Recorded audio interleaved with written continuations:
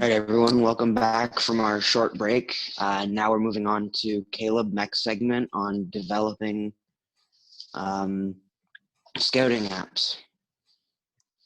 Hey, so yeah, I'm going to be talking about electronic scouting in FRC, and particularly about what Team 2056 has done in the past and what we've done this season. So just to start, here's the scope of the presentation. So what I won't talk about is strategy.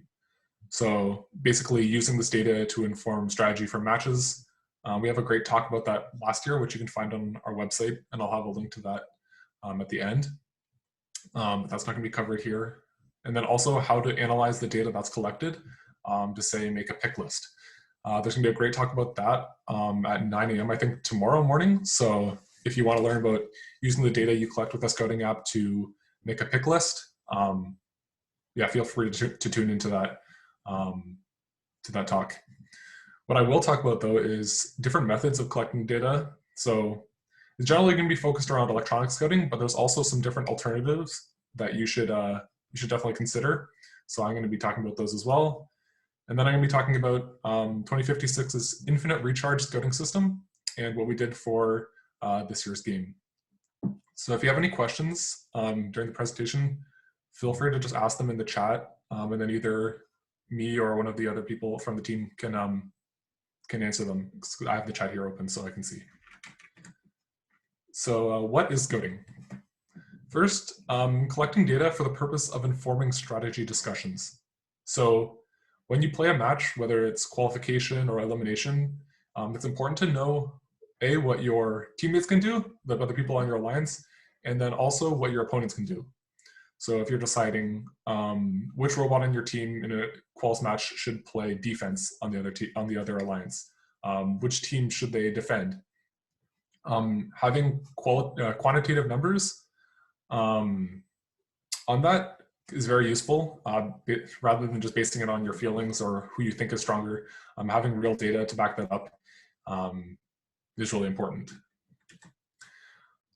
And then second, finding which robots to pick in order to give your alliance the best chance to win a competition. So the data that we collect from a scouting app is usually brought into, like, say, a spreadsheet, and they can be analyzed in order to make a pick list and then find which team best complements your team and which teams are putting up the best numbers at a competition to give you the best chance to win. So now I'm going to go over a brief history of scouting on Team 2056 and the different things we've tried on our team and how it's worked. So pre-2017, almost every year, we just did a basic paper scouting system. So how this works is you make up a sheet for that year's game and you fill out different information about it. So the scouts, you'll have six scouts, one for each robot. They'll have a clipboard with a stack of these sheets and they'll tally. Oh,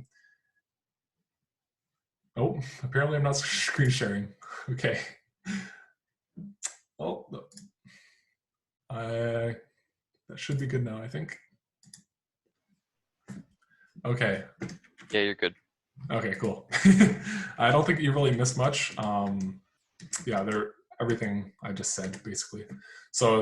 So this is what a scouting sheet would look like. And yeah, you'd be watching the match as a student in the stands, and you'd be tallying different things. So every time someone scored, you'd put a tally mark.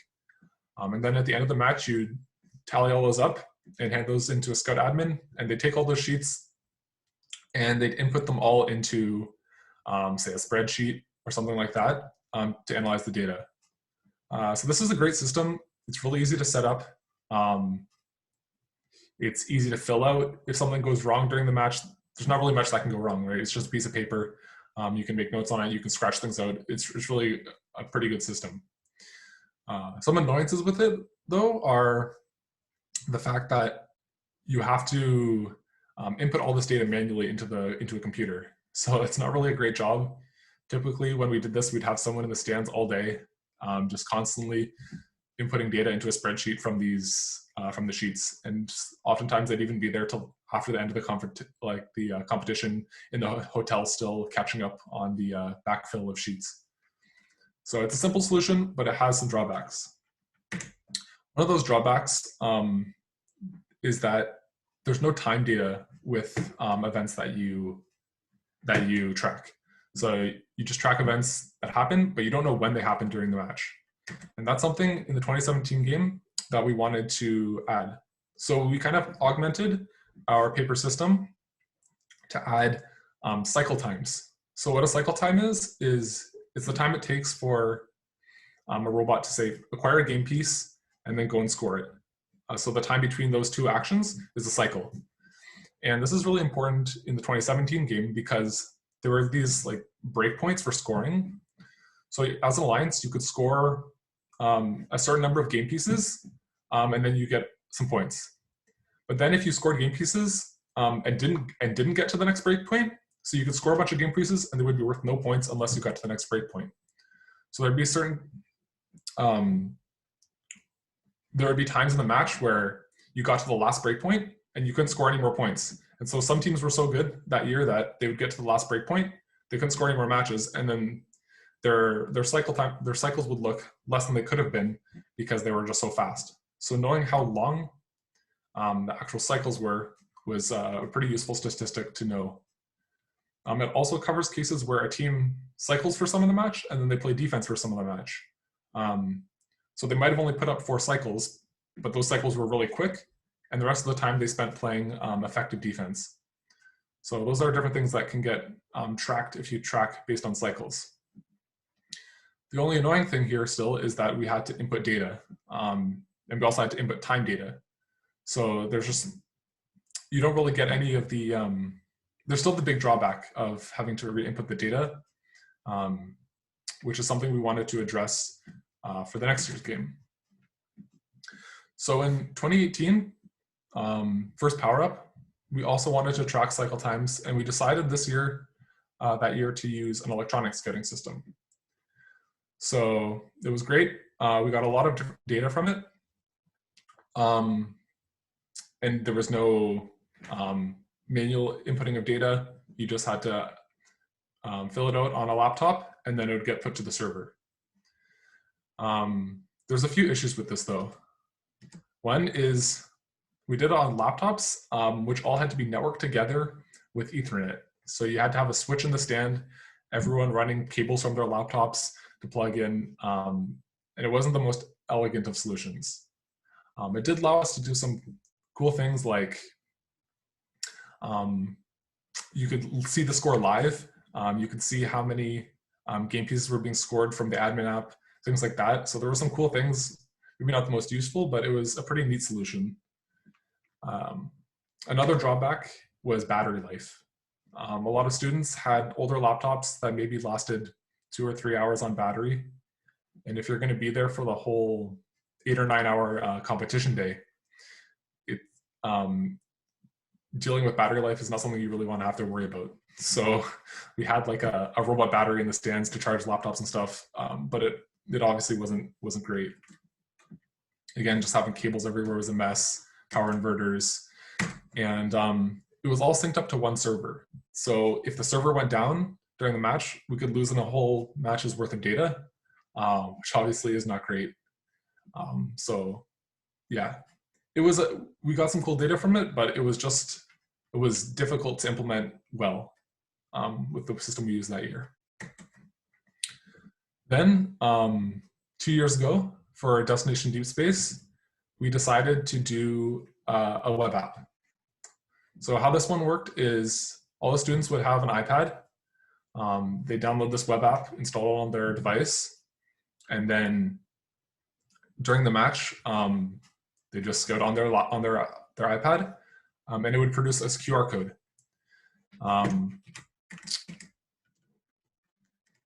So it's scout on their app, on their iPad with a React app, if that means anything to you, for those who are listening.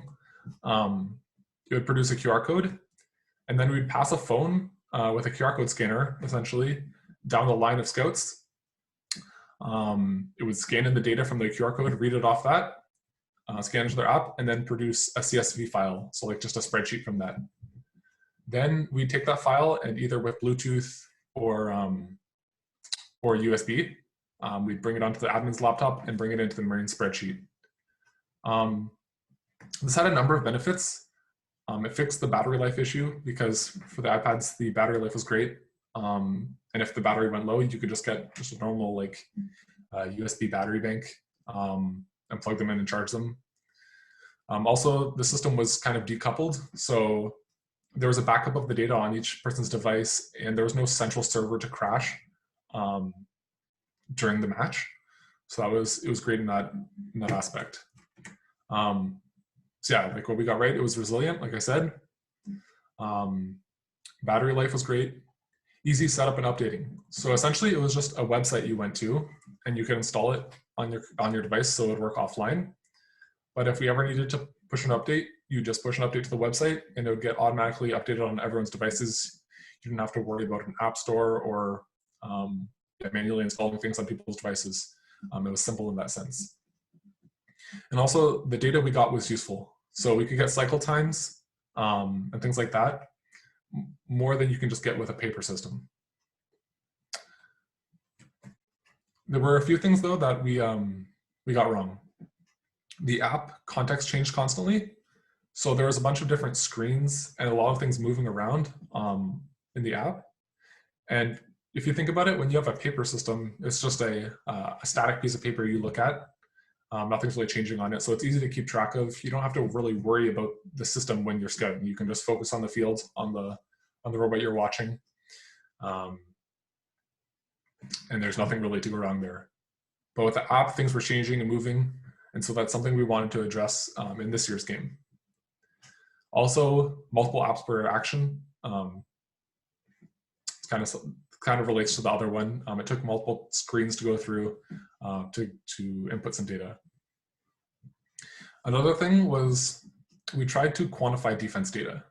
So that year's game, that you could only have one person playing defense at a time. And so it was fairly easy to correlate when a robot was playing defense and when a robot's cycle was defended. So say you knew a robot was playing defense between minute 130 to 2 minutes in the match. And a robot scored a game piece, but they were defended during that.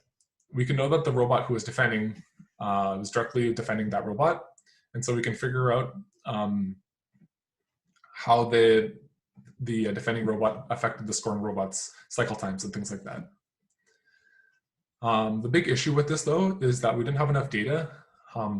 You're having when you go to a tournament, there's only maybe 10 or 11 matches, qualification matches to get data from. And not every match you're gonna have a robot that's playing defense. Usually you're gonna only have one robot playing defense on another robot for only one match. So that there's not a lot of statistical relevance you can get from the data. But what it was more useful for was just seeing who played defense. We could see how many times a robot played defense, how long they played defense. And that was really useful in strategy discussions and making a pick list to figure out who we wanted to look into more, who we wanted to watch match video of, to determine who was playing defense and to see if they were if there was someone we wanted to ask to join our alliance. Another thing we got wrong was data validation.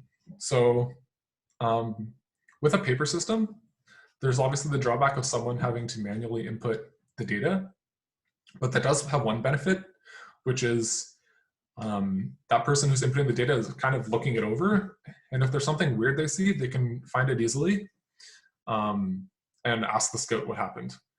But when you have a scouting app that kind of the import process is mostly automatic and kind of a black box, you don't do that data validation yourself. So that's something that we also want to look in was how can we validate the data without making it tedious at the same time. And the last thing we got wrong was spaghetti code. So the code base for the app was somewhat of a mess. It was only developed in like a really short time frame, like a week or something like that. And so it wasn't the most well thought out. Also, in a more technical aspect, we didn't use any library or anything to manage the state of the application, to manage the state of the robot. And that's something we wanted to change for this year. And so we get this year's solution for the 2020 game Infinite Recharge. Again, we borrowed a lot of aspects from the 2019 game. We still use the same QR-based system. We still use iPads. We still use cycle times. And we wanted to fix a few of the drawbacks that I just mentioned from the app. So the way this app worked is you would track each pickup on a map of the field, and then you click to see where they were scoring, and you could track or keep track of all the scoring actions that a robot took. And I think the best way to explain this is to do a quick demo. So I have here a qualification match from either week 1 or 2. And we're going to be scouting team 3875, which is this red robot on the left here. And so how the app works is you put in your scout initials, so just your initials, the position. So as you can see, it's red 1, which correlates to the first robot on the red alliance here, 3875. And you put in your match number, match 27, and then this is autofilled from that. You can see here, the schedule gets imported. That way, the scout doesn't have to worry about coordinating who's scouting which robot. It's just easily automatically put in, and they don't have to worry about that during the match. Then we just select the starting balls that they have in the robot. So it's kind of hard to see from the video, but if you're there at the event, you can obviously see them put the balls into the robot. And yeah, I know from watching the match that there's 3 balls in the robot. And then here, kind of just drag, just show where the robot started, their auto, on the line. So then to start the match, you just click this begin match button. One thing I'd like to point out is that say you don't have something filled out properly, say I had no team here, you can see the begin match button is still enabled. That's something important to keep in mind when developing an app is not everything's going to be perfect when the person's scouting. So maybe the match started when they didn't expect, or say they just got back from a washroom break or something, and not all the data was input correctly. But you still want to be able to begin the match and still scout it, and then fix that data later. So it's important to keep those things in mind and have procedures for doing that, because it's way worse to miss a match and then have to go back through match video or a Twitch stream or YouTube videos after the day is over to rescout a match. So yeah, having some tolerance built in is great. So I'm going to go ahead and scout this match. And yeah, so here we go.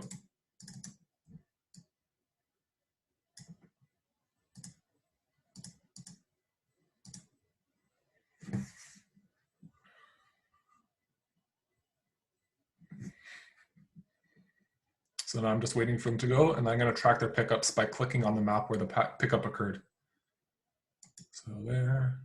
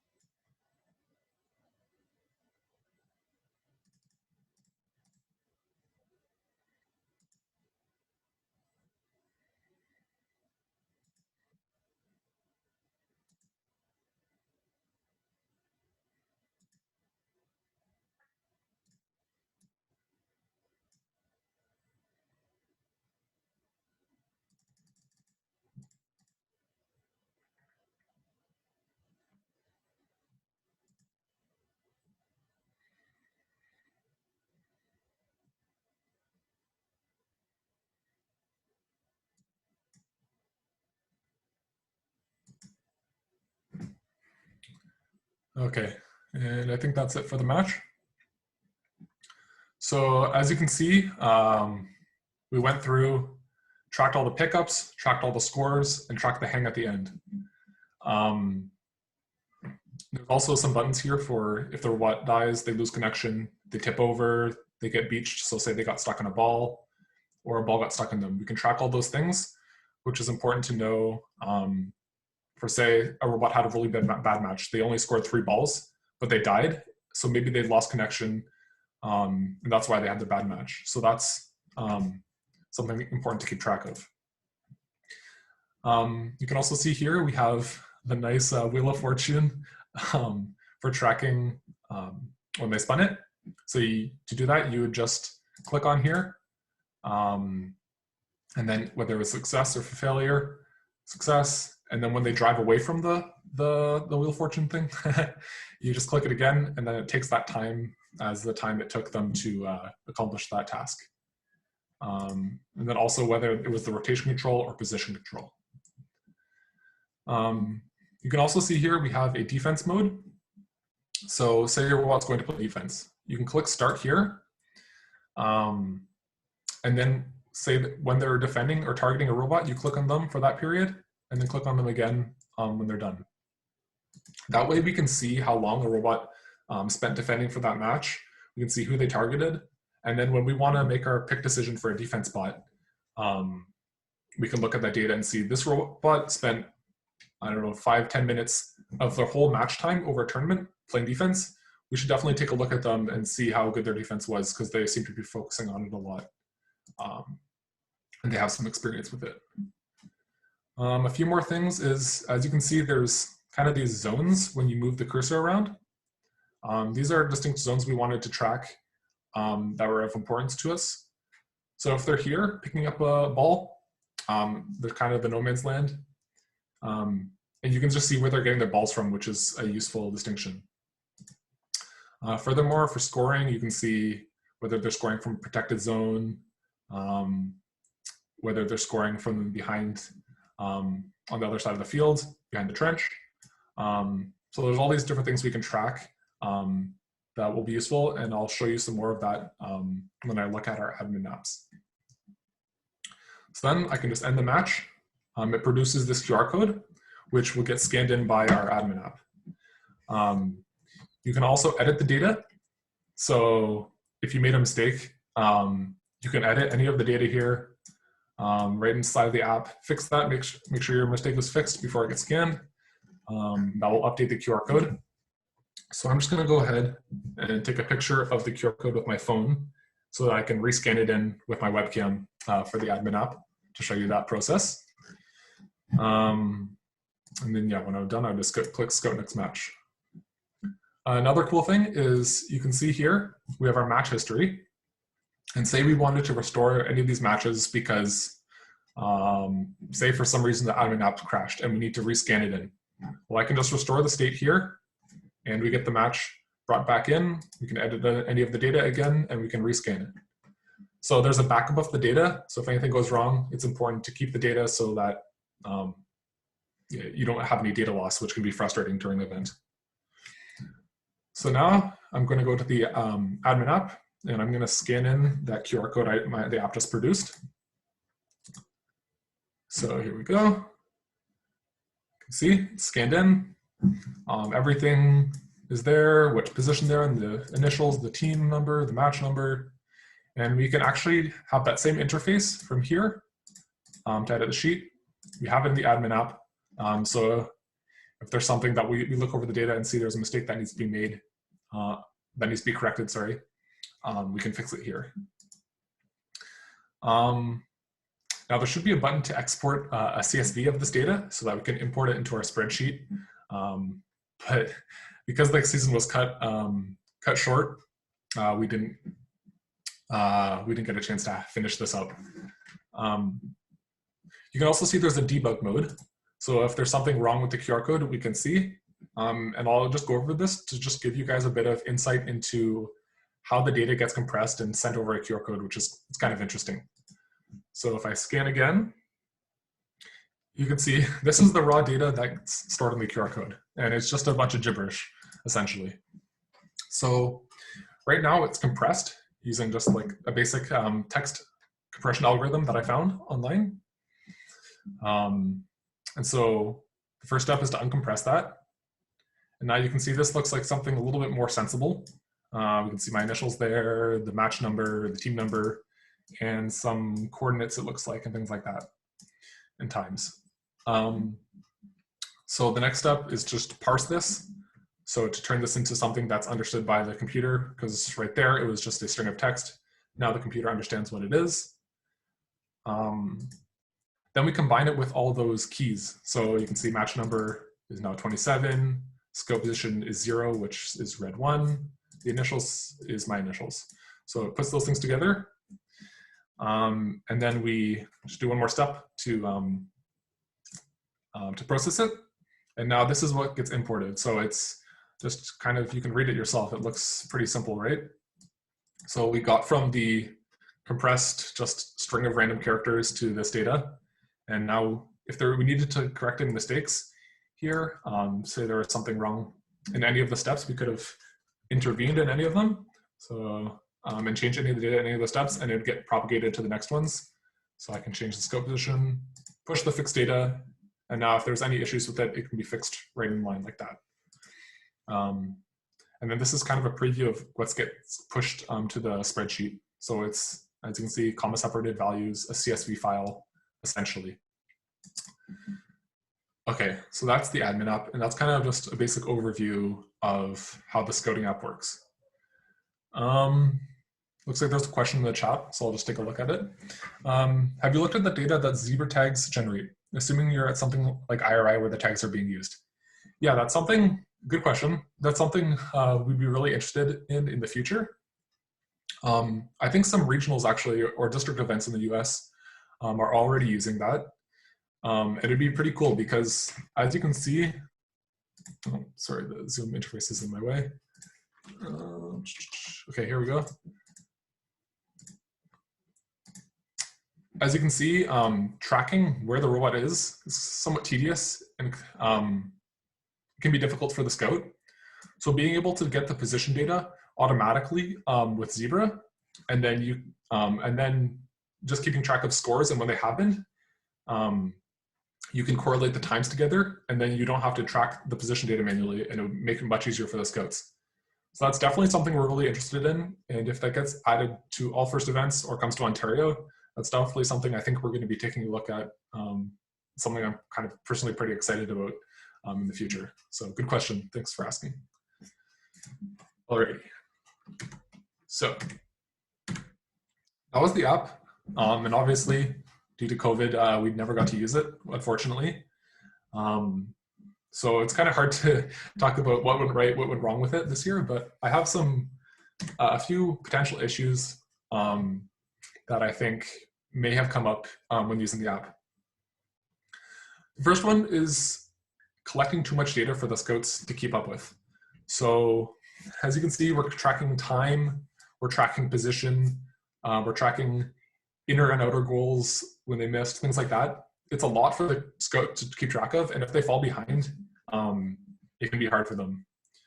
So that's definitely something we thought about, and we were kind of ambitious with the data we wanted to track this year. But if we found it with more testing that it was too difficult for the scouts, we could have just said, okay, we're just going to scrap the position data, or we're going to scrap the time data, and we're just going to say, just track the balls that they're scoring. And it wouldn't have been too much hassle to take that out. But again, it's something that we would have found with more testing. Another potential issue is determining the inner versus outer goal of a score, of a shot.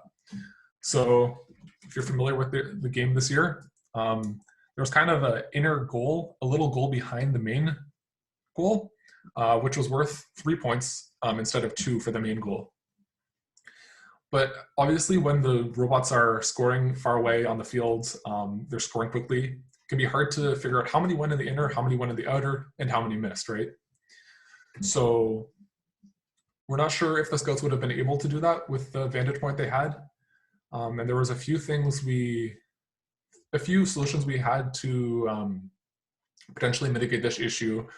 or use. So the one was potentially having more scouts that their only job was to track how many went in the inner and how many went in the outer from each cycle. And then we could combine that data with the main scouts data to get a more accurate view of this, which seems like a big investment, and it is, but when the inner goals are worth 50% more points than the outer goals, it can make a big difference with your pick list. So that's one solution we had. And the other one, which I know a lot of people have brought up on Cheap Delphi and stuff, is using component OPR from Blue Alliance. So that's just a number that they get from combining all the robots data in an event and seeing when, say, Team Dave plays, on average, many more inner goals are scored. So we can say Dave is probably pretty good at scoring inner goals compared to the rest of the field. And so we could have combined our data with that to get a better measure of how good a team is at scoring inner versus outer. So yeah, that's one of the potential issues that could have arisen with our app.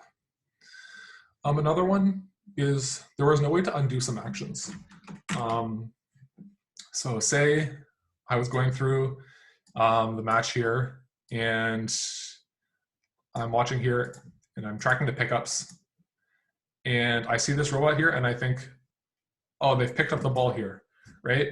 But then it falls out, and I have no way to undo that action that happened. I'm kind of stuck with it. Our simple solution was just going to be to add an undo button. And because of the architecture of our app, it'd be pretty easy to just undo any action that occurred, and that would be that. So with more time to develop the app, that's something we would have added. And it's something that's really important because if something like that happens during a match, it can it can make things a lot more difficult for the scout and potentially ruin a whole match's worth of scouting data. So adding a simple undo button is definitely something we would have needed to add if we got to use this app in competition. Okay. If there's any questions, again, feel free to add them to the chat, and I can answer them. So with our scouting system, let's go back to the diagram. You can see the data goes from the Scouts app to the admin app, then it goes to the admin's laptop, and the admin's laptop is what has all the robots' data for the entire event, every robot. And when we wanted to either make a pick list, or more importantly, when we wanted to think of strategies for qualification matches, we had to get that data from a spreadsheet. And that was kind of difficult for the strategists, who are usually running around in the pits, talking to teams, talking to our drive team, trying to come up with a strategy for a match. It's kind of annoying to carry around a laptop with them wherever they go and work in Excel. It'd be much nicer if they had a purpose-built application that has the data that's updated, right? Because to get the data updated, they have to go to the stands and get a copy of the spreadsheet, or they'd have to get someone to take a picture of the spreadsheet and just like send it on Discord or something like that to them. So we didn't really have a great solution until this year. And so this year we wanted to try something new for our strategists to make it easier for them. So we developed an app where the data would automatically sync from the spreadsheet. So there'd be someone in the stands with a cell connection, because obviously you're not allowed to use Wi-Fi in the stands due to the rules. So they'd have a Wi-Fi connection, or sorry, a mobile data connection, and they'd upload the most recent version of the spreadsheet. Then the strategist using this app, it would automatically sync to them, and they'd get data, and they could look at each team, how they're performing. They could get match previews and things like that automatically. Furthermore, this would allow us to kind of visualize the positional data of where goals were scored. So with a spreadsheet, it's kind of hard to see on a map and visually kind of like just see where actions are taken, which is something we really wanted to focus on this year with tracking pickup and scoring positions. So what we have here is a map of the field, and I'll just go to a demo, which would probably be the best way to show it. So we have this app here.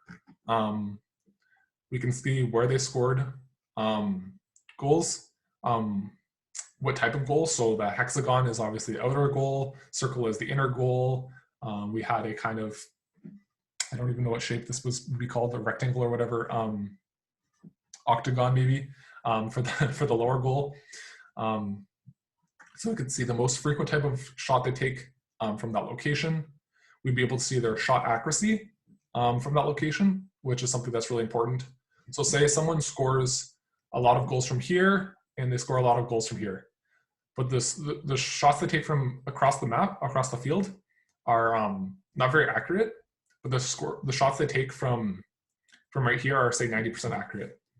And so having this kind of data and being able to visualize it would let our strategists plan out where the defense bots need to be to defend shots and which robot they should target.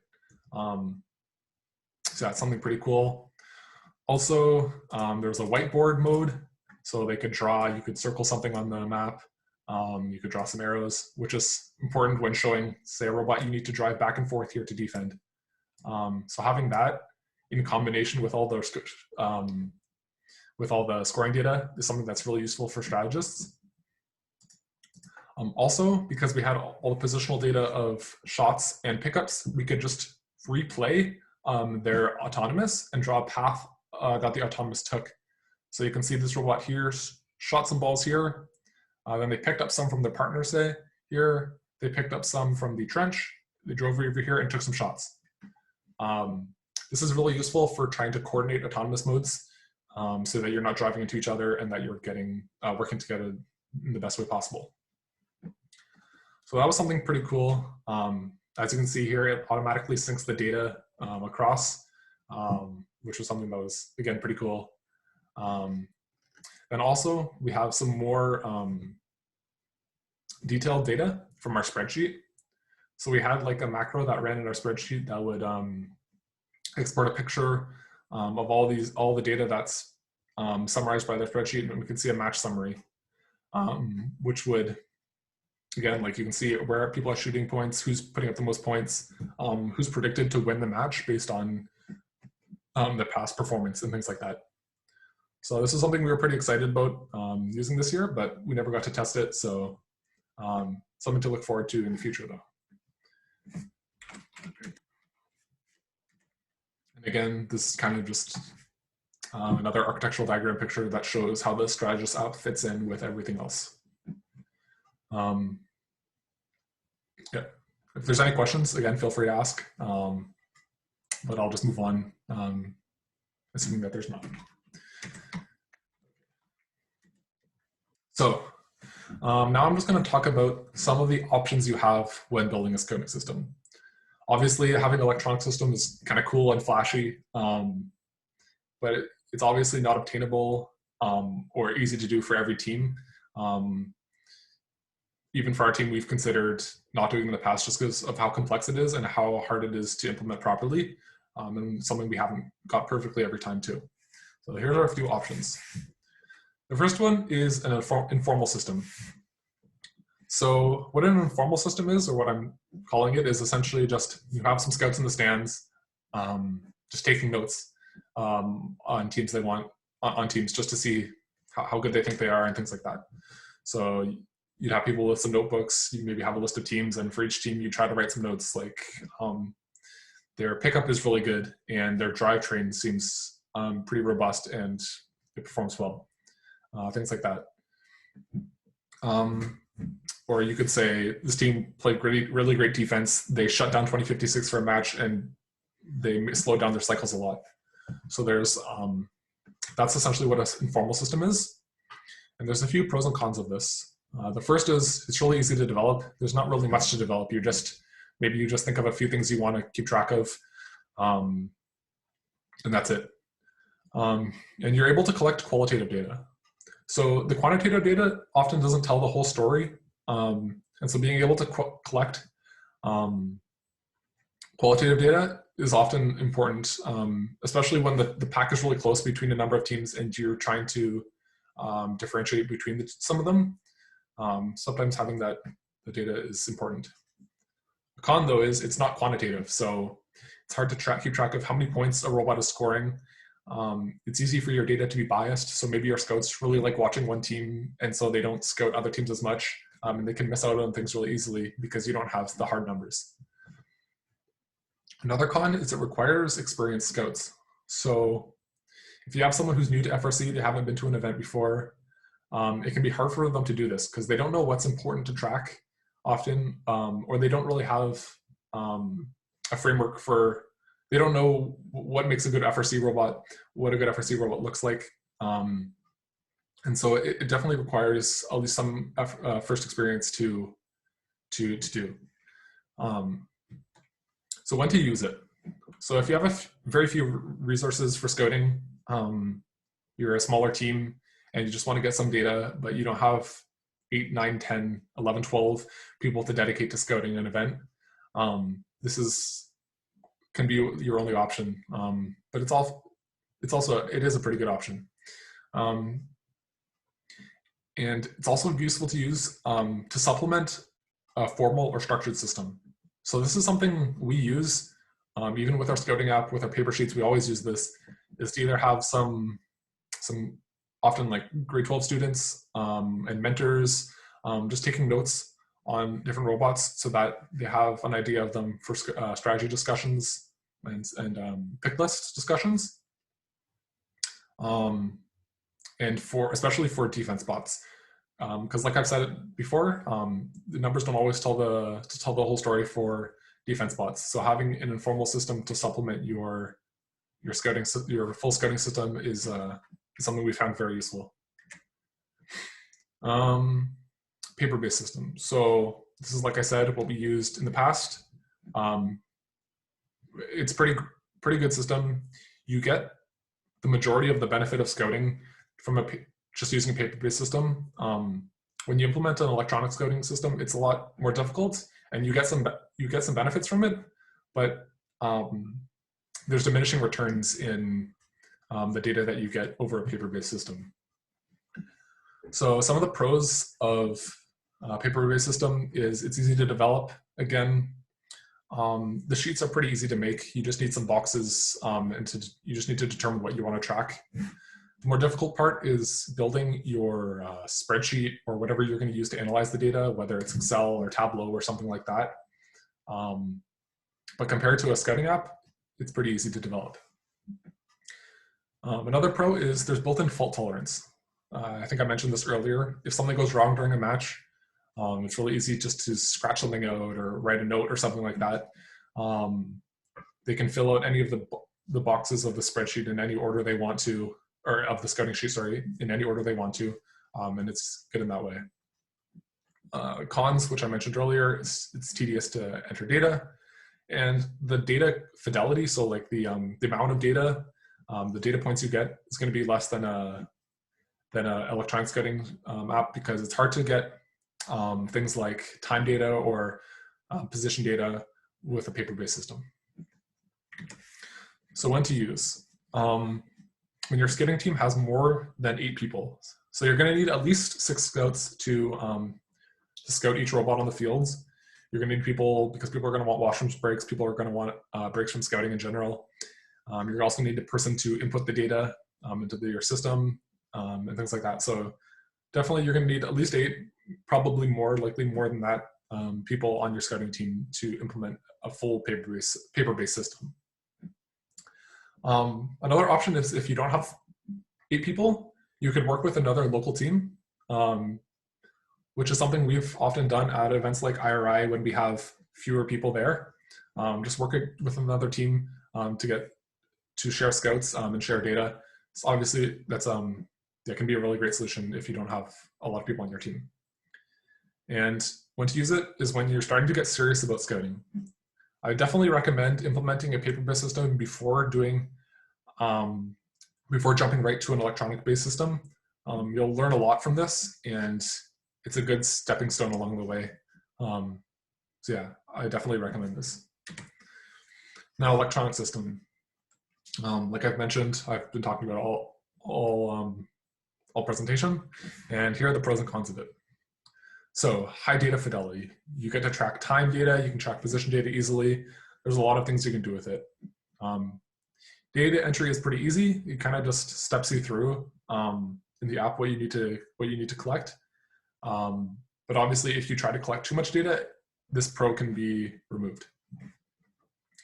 Some cons are it's easy to get wrong. In 2018, our system, well, it worked. We got a lot wrong with it, and we lost a lot of data from it. It wasn't great. So you need to be really careful when you're developing a system, because things can easily go wrong with the app. If it crashes during a match, and then you have no backup, it's not going to be good. It's not going to be good. And then fault tolerance needs to be added manually. So you need this follows the point that I just made, but you need to add things like being able to edit data after the fact, being able to undo actions, and things like that. And you need to keep that in mind while you're developing the app. So when to use, again, scouting team of more than 8 people, the same point as last time. And you're going to need students and likely mentors committed to developing the scouting app. So if you just have a few people who aren't experienced, you're gonna have to put in a lot of effort and be committed to developing it. So yeah, definitely make sure that that's something you're all in on, or else it's not gonna work out well. And then when to use it, when you're experienced with scouting and looking for more. So you've already done an informal, or you've done a paper-based system before, and you're looking for more data, and things like that. A couple extra points I'd like to mention just about scouting in general here is, first, a paper-based system doesn't just have to be a full paper-based system. You could augment it. So like we did in 2017, we had the lap times from the like a stopwatch app on your phone, or you could do something like a Scantron. So you could have like a scanner, I guess, in the stands and fill out bubbles and have your data input process automated like that. I think there's some teams that have done it. We haven't tried it personally, but it seems something that might work pretty well. Another point I'd like to make is if you're using a paper-based formal system or an electronic system, keep in mind that your scouts should also be taking notes along with that. Because when you're sitting in the stands all day, just tracking data, just looking at a robot, it's hard to kind of remember the context around the match, to remember how good the robot actually was, remember which robots you were actually scouting, because you're just inputting data, it gets kind of tiring. So what I'd recommend is giving your scouts all notebooks where they can write down notes on teams, and then during a scouting, a pick list meeting, they'll have more to contribute. So yeah. So beyond match data. So obviously, like I said, you can scout the matches, but there's some other parts of the event that you can scout as well that are pretty useful as well. One of those is pit scouting. So going around to each pit and looking at the robot and asking the drive teams questions about it, and getting data from that. So maybe you want to see what kind of drivetrain is this team using? How many motors are they using? Different things like that. So that can be useful for, say, picking a defense spot. You want to make sure they have a solid drivetrain. There's also some more things beyond just scouting the robot. You could ask them how long has your drive team been working together? How long has your drive coach been coaching for? Those are also useful things if you're asking a team to do defense that has never done it before. Having an experienced drive coach can really help, we found. Another thing which ties in with pit scouting is taking robot pictures. So when you go around doing your pit scouting, it's also a great practice to take pictures of the robots. So that way, during your pick meeting, if you want to see what a robot looks like, or you don't remember the team number, but you remember what the robot looks like, this is really helpful to have. There's also a lot of pictures on the Blue Alliance as well, but they obviously don't have every team, so doing this yourself as well can be useful. Another really helpful thing to add to your scouting data is match video. So recently, the data has been getting a lot better A lot of Twitch streams are archived. At the championship last year, there was match video up on YouTube that night. But if there's going to be an event where you know there's not going to be match video, taking your own video can be really useful. Again, I've been bringing this up a lot, but with defensive scouting, it's kind of hard to do with the numbers. So being able to look back at match videos, having notes on them and things like that is really useful. Also, if something you see a match and the team just is really bad, really poorly compared to what they've been doing historically, having match video so you can rewatch that match and see what happened can be really useful. So now that you've learned about the different options for scouting systems, what they can look like, here are the kind of the steps you need to take to develop an effective scouting app system for a season. So before the kickoff, plan your system's architecture. So because you can't use Wi-Fi, it makes it more difficult to determine how you're going to transfer data at the event. So plan your system. So are you going to do a paper-based system? Are you going to do an electronic system with QR codes, with Bluetooth? Are you going to have LTE connections, say, for all of your scouts to upload data? Plan that out before the kickoff so you can start researching it. Yeah. Then also learn your tools. So if you've ever developed an app before, definitely before kickoff, develop a toy app, maybe even start developing a scouting system for last year's game. You'll definitely learn a lot from this, and it will set you on the right track for kickoff and once the game's released. So yeah, it's before kickoff. Now, after kickoff, determine the useful data you want to collect. So the first thing to do is just to figure out what data you want to collect and how you're going to use it. So there's lots of things you can collect, like I've shown in the apps. You can collect scoring, where they scored, what goals they scored and how many points they got, things like that. Determine what you want to score, every single little thing. Just list all that because that will make developing the app clearer. And make sure all that data is something you'll be able to use. So yeah, you can track how long a cycle time is, and yeah, you can track where a shot took or a shot was taken. But if you don't have a clear use case for that, where it can be used in a strategy discussion, where it can be used in a pick list discussion, you're just going to be adding more things for your scouts to do, and it's going to be more taxing for your scouts. So definitely make sure you are careful not to try to scout too many things, and to have a clear use case for all the data that you collect. Then once you've figured out exactly what you want to collect, then start developing the app. Pretty straightforward. Yeah, just develop the app.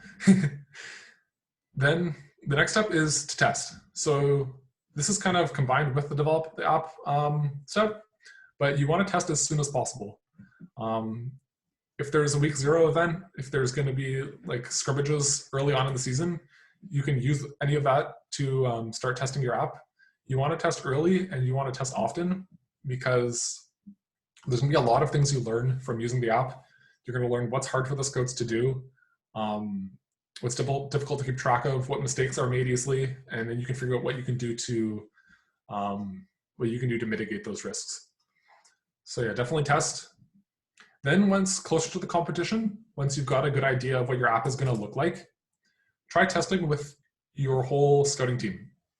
So say you're competing week 2, the week before that, get some week 1 match data, get some replays, and have your scouts watch the video and scout them like they were matches at the competition you're going to be going to. 1, this will train your scouts on how to use the system, because going to the event and having scouts that aren't familiar with it is not great. And 2, it will uncover problem areas that you weren't able to find through your testing. Yeah, so you will definitely learn a lot from training your scouts with the app before the event. So yeah, definitely do this as early as you can because it will make things a lot easier. And then make improvements from the testing. So you're going to learn a lot, incorporate that, and then test again. Yep. So that's about it for the presentation. I have some more resources if you're interested in learning more about electronic scouting or scouting in general. So the first resource is citruscircuits.org/scouting. Team 1678 has been doing electronic scouting, I think, since 2013. So they have, and they publish a white paper every year detailing their whole process. Yeah, so definitely check out this resource. There's a lot to learn from it.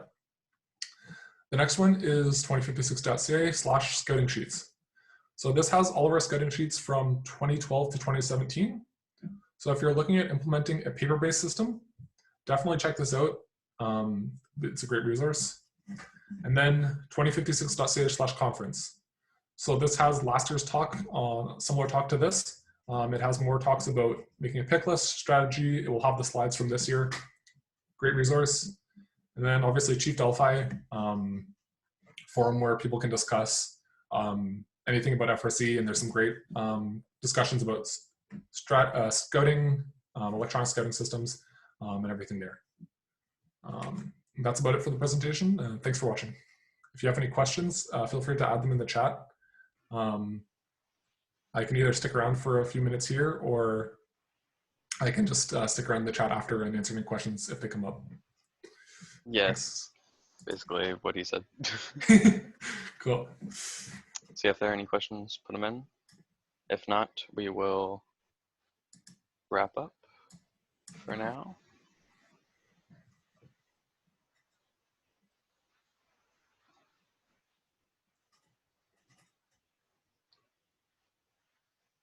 Don't think there's going to be anything. All